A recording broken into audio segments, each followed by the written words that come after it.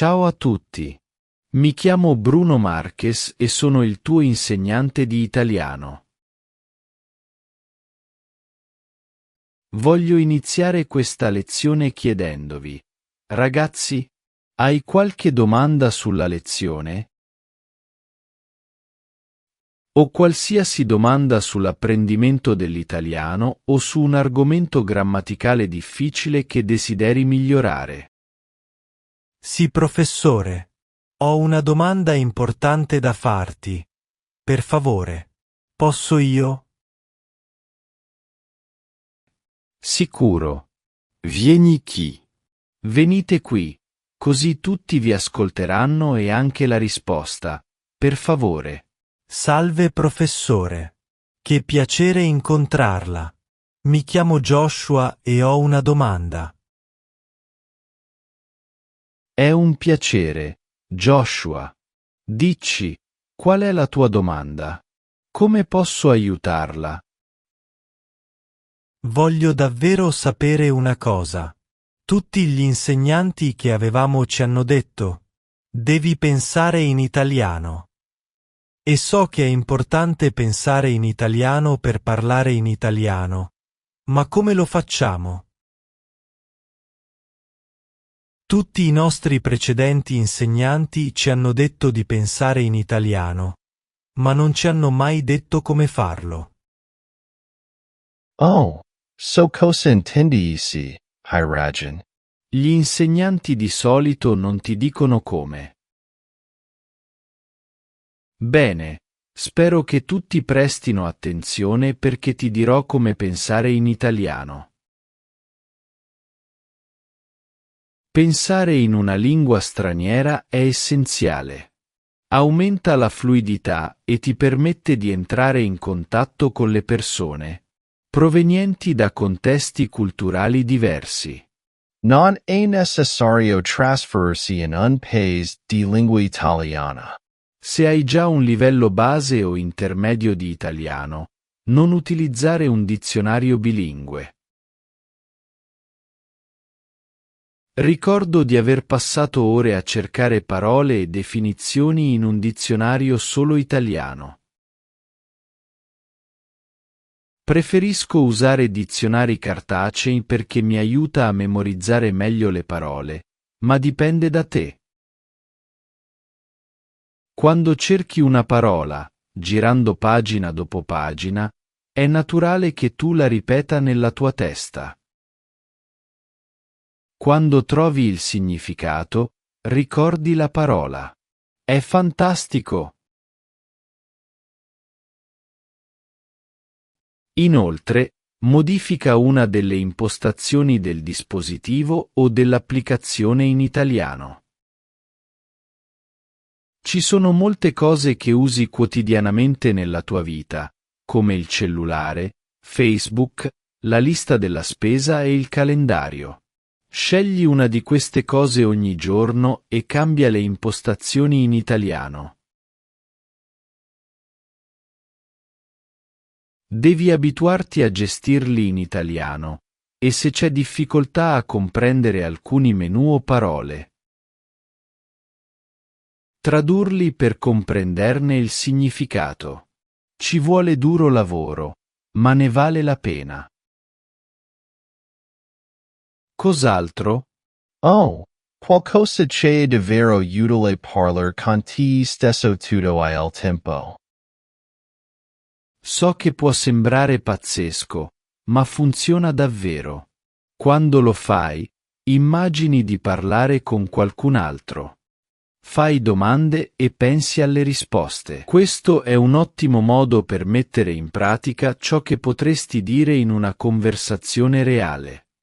Ad esempio, supponiamo che una persona immaginaria ti faccia una domanda del tipo: cosa ne pensi della lezione di italiano di oggi? Come risponderesti? Immagina la conversazione e praticala nella tua testa. Puoi farlo ad alta voce o in silenzio. Oppure quello che facevo era chiedermi: Com'è andata la giornata oggi? E dovevo rispondere: oh, la mia giornata non è andata bene. Ho avuto un problema al lavoro, ho perso dei soldi e il cibo era pessimo. Puoi parlare di molti argomenti diversi. È come avere un partner con cui esercitarsi, sempre. Oppure quello che puoi fare anche è pensare a una situazione in italiano. Sì. Durante la tua giornata, scegli una delle tue situazioni o attività e pensaci in italiano. Ad esempio, oggi incontrerai i tuoi amici. Pensa a questa situazione dalla A alla Z, ma in italiano. Cosa indossare, quale mezzo di trasporto utilizzare, dove incontrare i tuoi amici e così via. Ripeti questo esercizio ogni giorno e scegli situazioni diverse. Può essere divertente. Descrivi paroles conosciute. Un altro esercizio che aiuta davvero è descrivere nella tua mente oggetti di cui non conosci le parole.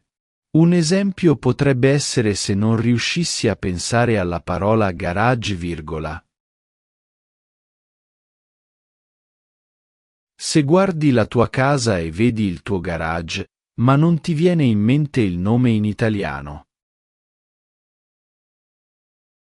Puoi dire: il posto all'interno dove ho messo la mia macchina. Oppure puoi dire: è vicino a casa mia. Tengo le cose lì. Puoi anche usare frasi più brevi, come è simile a, o è l'opposto di. Inoltre, pensa per frasi. Ad esempio, se sei seduto in un parco, puoi dirti cose come: è una giornata così bella e le persone fanno sport con i loro amici. Di solito lo faccio. Una volta che diventa facile, puoi passare a frasi più difficili. E qualcosa di importante? Prova a dire queste frasi o prova a mettere insieme le parole senza pensare troppo se sono assolutamente corrette. Ti aiuterà ad aumentare la tua fluidità. Può anche sembrare un po' folle, ma è un ottimo esercizio. Descrivi la tua giornata. Te ne stavo parlando prima. Descrivi la tua giornata. Mi sono svegliato molto tardi oggi. Ho preso l'autobus e sono arrivato tardi al lavoro. Ho mangiato pollo fritto. Oppure pianifica anche la tua giornata. Per esempio, quando esco di casa, vado a prendere un caffè freddo. Poi prenderò il treno per andare a lezione. Oggi studio con Paola. Ha detto di aver prenotato una sala studio per le 14. Qui potrai utilizzare diversi argomenti grammaticali. Questo ti aiuterà molto a migliorare il tuo italiano. A molti studenti non piace scrivere perché al giorno d'oggi abbiamo la tecnologia che aiuta. Ma qualcosa che devi fare è prendere appunti. E ti dirò perché dovresti farlo. Per tutti questi esercizi ci saranno ovviamente parole e frasi che non conosci. Quindi, ad un certo punto dovrai usare un dizionario. Se il tuo livello di abilità è abbastanza alto, potresti prendere in considerazione l'utilizzo di un dizionario italiano-italiano. Come ti ho detto prima. Tenere un quaderno ti aiuta a ricordare la situazione per la quale avevi bisogno di quella parola o frase. Ciò rende facile ricordare quando ti trovi di nuovo in una situazione del genere. Quindi, prendi appunti. La sfida più grande è affrontare la frustrazione che deriva dal non riuscire ad esprimersi pienamente. La chiave è pensare positivo e rimanere motivati. Non arrenderti. Infine, praticalo quotidianamente. Quanto tempo dovresti dedicare a questi esercizi? Beh, fallo un po' ogni giorno. Quindi, quando lo fai ogni giorno, ancora e ancora, a poco, questa è la chiave. Perché, quando rendi le cose un'abitudine, ti viene in mente.